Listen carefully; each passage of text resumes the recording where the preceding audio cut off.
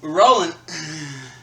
Welcome to season 2, Crazy Talk. She said, he said, talk is cheap. Oh God, it is. Talk is cheap. This is season 2. We started Valentine's Day, February 14th, 2021, and the episode 10. If you don't count the 2 lost episodes when I misnumbered, episode 10 was on March 20th. About 6 weeks. We did a lot of crazy talking in 6 weeks, Gina. We did a lot of good talking too. And it's been about 3 or 4 months since our last episode, and we made some promises last episode too that sometimes I felt bad about.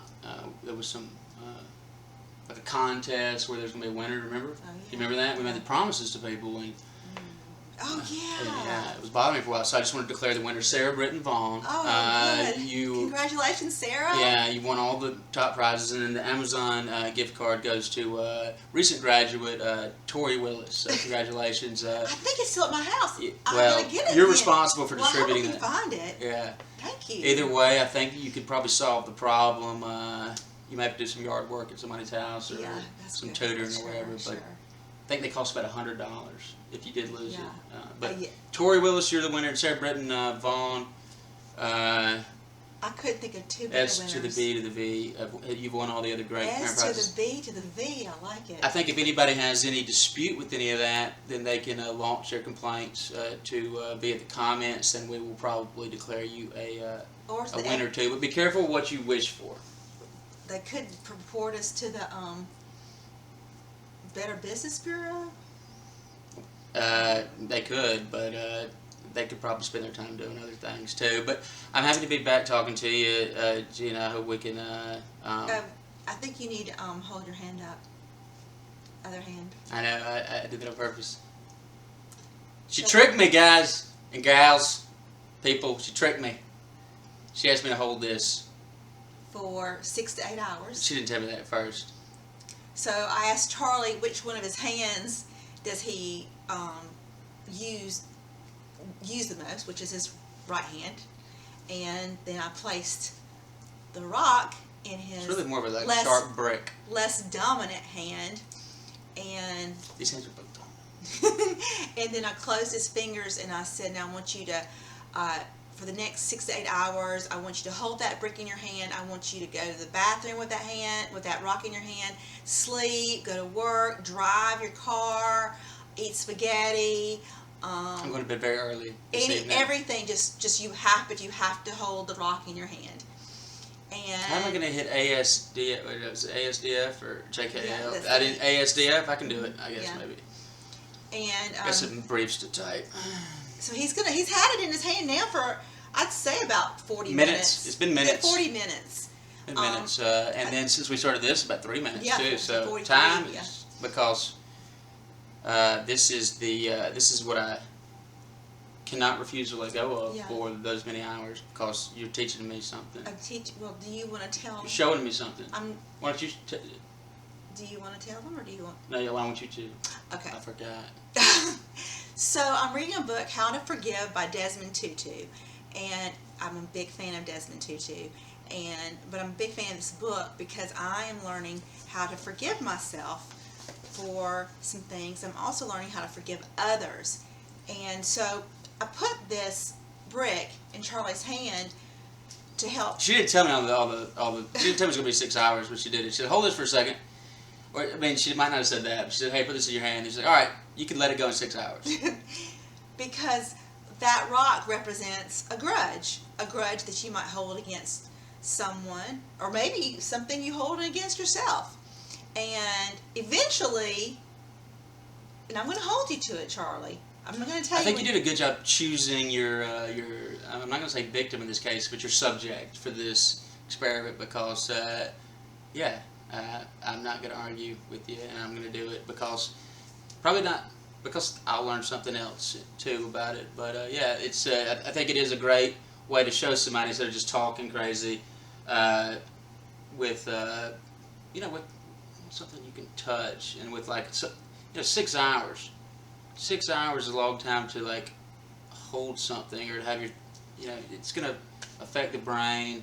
And it shows the power that we have to let these things go that are affecting us negatively. That we choose to hold on to some of these pains and some of these obstacles and or things that we feel like have hurt us, or with things that we blame for our misfortunes or whatever, and forgiving whoever it is, whether it's ourselves, like you said, and it's one of the hardest ones, I think, for me. There's probably some stuff I'm still working on, but forgiving others is almost something that I stumbled into at some point that really helped me be able to move forward at certain times in my life when I really needed to. It's not about the other person. That's where people get hung up. They don't want to forgive because that person doesn't deserve it. Right. Do you know what they did to me? Let me tell you again for the 13th time using different words what this person did to me, and then you will finally understand why I cannot forgive them. No, I don't think you're hearing me. You didn't hear what I said. I can't. Do you know what they did? No, I don't care what they did. It's not about them. It's about you. And it's about me moving forward. And you can't heal until you put that rock down. And you have the power to do it. And you're the only person. We're the only people who have the power to forgive. And and like we said, we're doing it for ourselves. We're doing it for others. We're doing it for ourselves. But we're doing it for our emotional health, our mental health, our physical health. Because it's science. It really can affect you in all kinds of ways. Mental health is a thing. This is gonna be fun. I like this. I like this. This crazy living, not just crazy talk and crazy living, but it's been 6 weeks since we've gotten together to do this. I think we both took some time. I've caught myself being a little unkind to myself. I've caught myself being a little impatient myself. I feel like I've gotten a little away from where we kind of started things with the red suit that I know that people have been vocal about in a positive way. I think they keep those other thoughts in their head because they're scared of what a man in a red suit may do to them if they speak out. But we talked about using music to learn about self-love and all that, and I'm just kind of really grateful that we did that episode, and I had the opportunity to interrupt and talk over you and all that, and realize how unkind I was to myself about it. Yeah. Rather than just thinking that, where is it coming from? Where does it come from when I interrupt you, Gina? Where does it come from when I talk too much? And making sure that where it comes from is a good place, and that I'm putting myself first. Just Breathe came on yesterday, and I thought about that episode, and I was running out in the heat, it was a little masochistic because I wanted to get close to that heat stroke, and it just, it quiets the mind, but it came on, and I was just thinking just breathe through the nose too, Charlie, breathe through the nose, breathe it down to the calves, you need the calves here, and you need, just trying to even run better, and breathe better, and I don't think I could have ever listened to that song as a self-love song before yesterday, even though we talked about it on Valentine's Day. Happy Valentine's Day, Gina. Well, I was going to tell you that, so what led to me with The Rock and reading this book is a lot. One, there's a really great sermon at my church on Sunday that I loved, but also, so I had a really bad week last week. And when I have a bad week, I call my parents and I call Charlie. And who's at my door in 5 minutes? My parents and Charlie. And they were actually there first. Yeah, but then I was like, who are these strangers who might the right house? And then they just hugged me and loved me. That's the thing about you, Charlie. I know you give yourself a hard time about putting yourself first, but you really don't. You put your people that you work with first. You put the people you love first, and you knew I needed you, and you were there. I can call you. I know that about you. I know that I can call you night or day, that you're there for me. And beyond that, so later in the night, you sent me, and I forgot what we were talking about, Pearl Jam and some healing songs with Pearl Jam, and then you sent me a video with Damien Eccles and Eddie Vedder. I love that. Okay. Damien Eccles was one of the West Memphis Three that was incarcerated. 18 one of the years, 20 years in all. Kid that was incarcerated for on death row, solitary confinement for a crime he didn't commit for 18 years, and survived that. So. And he's written 3 books now. but so I watched the I think I can hold this for about 5 more hours easily after what he went through. Well, maybe 18 years. That ain't gonna happen. But I put myself first, Gina. But I'm gonna let go of the rock. But here's the good thing about it. Let me tell you about it. So, which I know you already know the story. But so he's was incarcerated. If you go after that, then I go down this rabbit hole that I can't get out of, because then I just start reading everything. You know, that's how I am. And so I was reading, and then watched a documentary. And here was the greatest part of the story, is that Damien Eccles was forgiving of he forgave everyone who had put him where he was, and he had some good stories. He had to learn how to completely. He went in as a child. I think he was 18 years old. So when he came out, he didn't really know. And by the way, for like 6 of those years, he was in solitary confinement. So you didn't talk. Yeah, that's probably in violation of the 8th Amendment listed in here, which, you know, this stuff still applies even though it's July 5th. We still celebrate America, and the 12 years it took to come up with the Constitution. And after, if you need a July lawyer, 4th. call Charlie Cobble. There you go. An advocate. Advocate for sure. Lawyer, don't. Yeah. And so, you know, thought you were my friend. what did I say? I'm just kidding. Anyway, so if you don't know the story, I encourage you, because I think that if I'd been locked up for 18 years, I would have a rock in my hand. I would have a cement brick in my hand. The Count of Monte Cristo, he chose a different path. Edmond Dantes, I think. There's a big contrast. And growing up, that was my favorite freaking book. I loved it so much. You know, he spent that whole time planning, and he was good at that vengeance thing. He was effective. It's a book by Alexander Dumas. As they say in Shawshank, but he was all about vengeance. It was opposite of that, but I'm not ashamed to say I love that book, and as you can see from my passion, but no, it's I don't think he was right to do all that to the people that hurt him. I don't think he was right to go back and hurt them. But I don't think it made him feel that good. But in the book I'm reading, it did make him feel good. I don't think it made him feel good. You think vengeance and you think getting back and payback is gonna make you feel better. It makes you just feel worse, which I'm still learning that. But anyway, I made a list of people that I need to forgive. I made a list of people that I hope forgive me, and I'm working on that right now.